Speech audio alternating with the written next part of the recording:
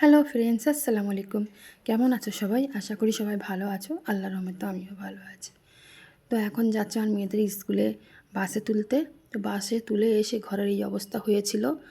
তো সবচেয়ে আগে ভাবলাম যে ঘরটা পরিষ্কার করার আগে আগে ছাদে যাই, ছাদে গিয়ে জামা কাপড়গুলো তুলে নিয়ে আসি। আর এই দেখো, আমার জামা কাপড়গুলো তোলা হয়ে গেছে।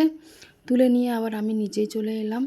এখানে এসে রান্নার জোগাড় করেছি, আর আমার মেয়েরাও স্কুল থেকে চলে এসেছে। আর এখানে আমি রান্না করছি, চিকেন রান্না করছি, আর উচ্ছে আর আলু ভাজা করছি।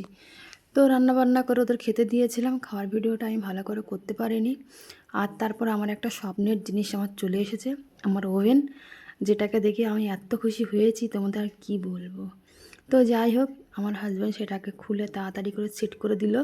সবাই মিলে অনেক এক্সাইটেড হয়ে সেট করছিলাম। তো আমার ওভেনটা কেমন হয়েছে তোমরা জানাবে। সব মিলিয়ে আজকে সারাটা দিন খুব ভালো কাটলো। আল্লাহ পাকের লাখ লাখ শুকর আদায় করি। তো তোমরা সবাই ভালো থেকো।